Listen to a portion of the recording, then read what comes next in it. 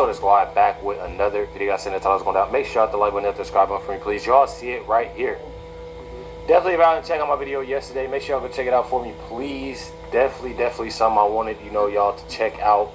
It's definitely important. It's definitely important. I know a lot of people don't like the videos, when it comes about the view, but a lot of times it's important. I feel like this,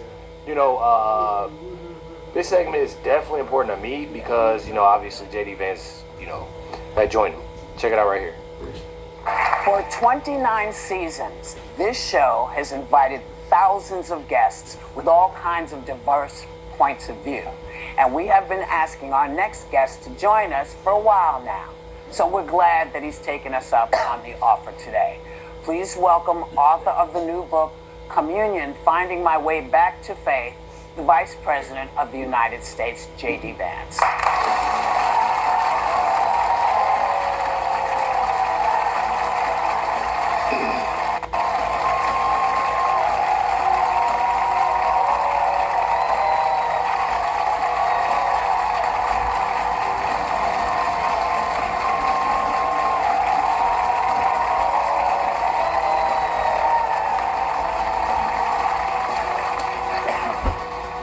Surprised at how tall you are. It's very tall. If you only see somebody on TV, you just see their, in my case, giant heads. So We all it hides how have tall I am. giant That's right. We are the table of big heads here. So this is a show of MAGA Republicans, right? That's Yeah, what my right, media yes. team told me? Okay, good. Well, we'll find out. I think you have the first question, Alyssa. Yes, Mr. Vice President, thank you for being with us. Now, you came into office with clear momentum. I feel like if Anna Navarro, they should have moved Anna Navarro or something if she's trying to act like she don't like him, sitting there and mugging him the whole time. Mr. Vice President, thank you for being with us. Now, you came into office with clear momentum, but when I talk to my friends and family who supported you and the president and still support you and the president, one issue comes up time and time again, and it's the economy. Inflation's up, wages are down, gas prices are starting to drop at news of this Iran deal, which we will get to. Sure. What can you say to voters who trusted you to lower costs on day one, and will they be satisfied by November? Well, I think it's ultimately up to the voters, right? I think voters have every right to expect as much as possible out of their elected representatives. We certainly know that we were elected on a number of mandates. One was to close the border, which I think we've done successfully, exceeded expectations there. Number two was to lower prices, and there's a lot of work to do, in large part because of what's happened over the last few months in the Middle East. See how he mentioned that? I feel like that's what a lot of individuals, I want to point this out. I definitely want to point this out because I feel like they don't get that credit when it's due. Obviously said, the main thing was closing the border, and they've done an amazing job with it, but he's saying lowering the cost, we have a lot of work to do. It's taking accountability that they have to do that at the end of the day. But as you said, oil, which got up to $120 a barrel, now is at $80 a barrel. That's going to be reflected in lower fuel, lower food, lower energy prices. But there's a lot more work to do. The thing that I'm proudest about most, because as some of you may know, I grew up in one of these towns that was forgotten by the leaders in Washington of both parties, is that you're seeing, that's Middletown, Ohio. That's my hometown in southwestern Ohio. It was a proud steel town. I was raised by a grandfather who was a union steel worker, is that those jobs disappeared. Those factories closed down. The thing that I'm most excited about is you do see a large amount of capital investment coming into our country. Factories being built, construction jobs are way up, manufacturing jobs are starting to catch up. So there's a lot more work to do. I think that we're making progress, but ultimately we're going to make our pitch to the voters in November, and they're the ones who get to decide whether we've done a good job or not, and that's how they're going to vote. Okay. So, I feel like that's a valid answer. It's definitely a valid answer. Obviously, it's more so of what the people want, and that's basically what he's, going off of. I mean, it's what the people want, and the voters. I mean, that's just what it is, and I absolutely love that. I truly love that, and I feel like that's why so many people are loving, the Trump administration. I mean, I'm not even about to sugarcoat it. That's why. That's why you have a lot of people that are leaving the Democratic Party. Telling y'all. Trump has called affordability a hoax. He said that, not me. He's pouring money into this ballroom of his and the reflecting pool. Oh, don't forget the arch trumpet, I call it, and a White House cage match. All these things Why is he doing them when you just, everybody knows that Americans are struggling? What is he spending all this money for? Well, I got to defend the president on the hoax point. What the president said is the idea that Republicans caused the affordability problem is a hoax. And I think that's true. If you go back to the Biden administration, inflation got up to 9% under the Biden administration, okay? Right now it's at 3.5%. By the way, too high. We're doing everything that we can to bring it back down to 2.5%, which is where most people would like to see it. But we inherited an affordability problem. We're doing a lot to make it better. It's going to take a little bit of time. There's a lot more work to do. But the president knows that a lot of Americans are struggling. In fact, he ran on that. He talked about it. And we've done some things and made some good progress on that point. He just said he loves the inflation. What he said, Anna, what he said is that he loves the fact that the inflation is going to come down when this war is over. That's what he said. That's not what he said. That wasn't a direct. That's Are you not his, what he wait, said, are you but his that's interpreter or are you his vice president? Come on. No, I feel like it's one of those things of J.D. Vance being the vice president and being around President Trump all the time and just knowing the way he speaks and knowing just how he is. And these ladies clearly know nothing. And Joy Behar, from anybody, Joy Behar and Whoopi, I can definitely say, they should know him from years ago. I mean, Joy Behar, how old? Joy Behar is like, what, 86, 87, something like that? She loved President Trump. She absolutely loved President Trump. That's what's crazy about this whole thing. She absolutely, but then, you have so many people that switched up on him. When he went political. So many people. But I'll tell you one thing when it comes down to it. Just having that and obviously him saying it's at 3% and they trying to get it down to 2.5 and Biden administration had it at 9%, it just goes to show you that their facts are wrong. The View's facts are completely wrong. They try to make it that they should have expected him to react and to speak on things like this, but I feel like they did it. I truly feel like they did. I feel like they thought they was gonna step over him and bully him. Me personally.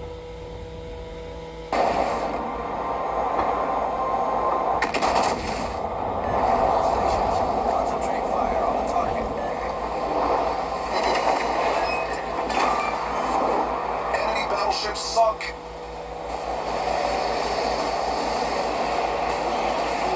Enemy battleship detected. Enemy submarine spotted. Attention. Reporting a target position.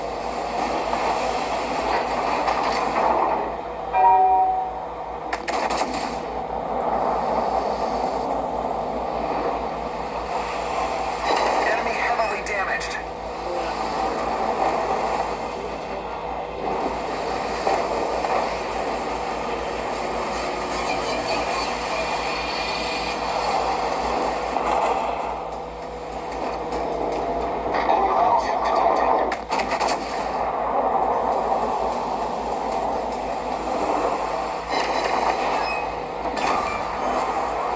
Battleship foundered.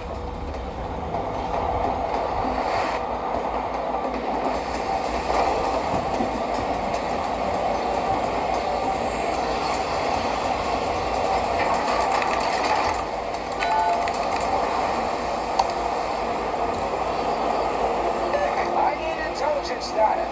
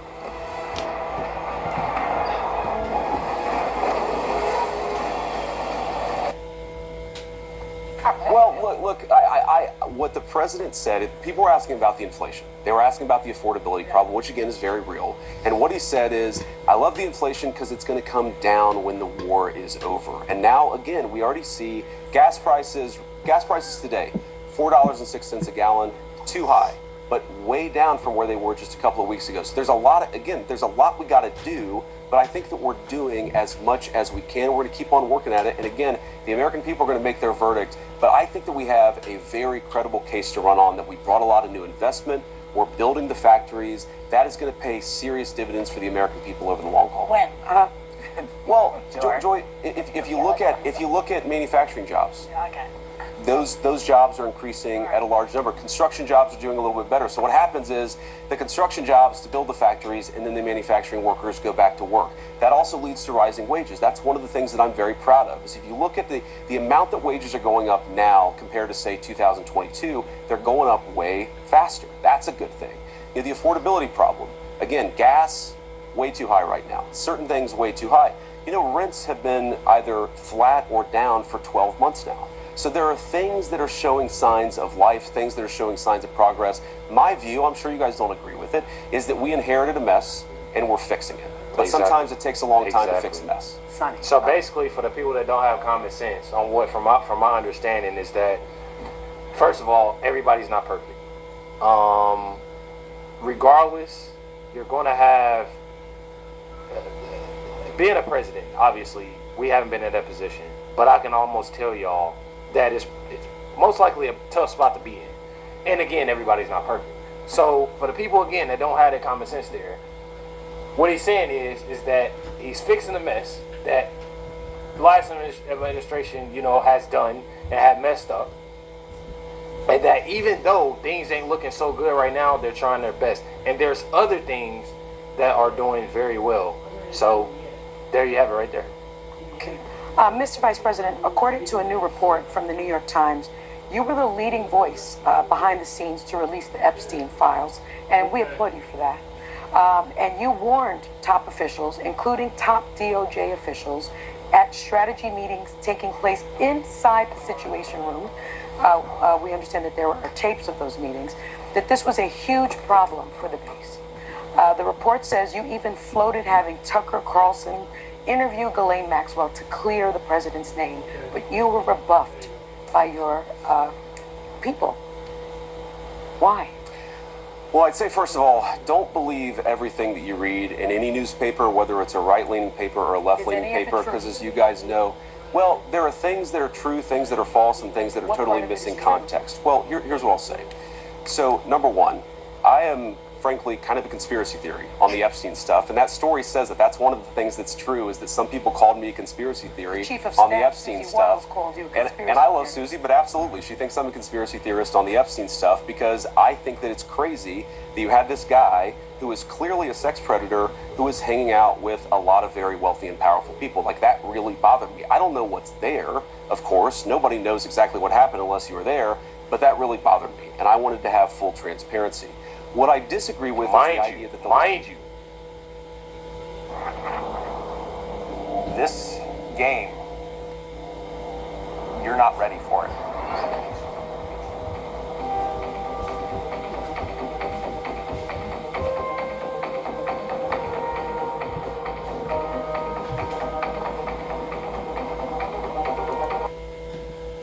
You got JD Vance on The View speaking on this, saying that he finds it all odd and all weird.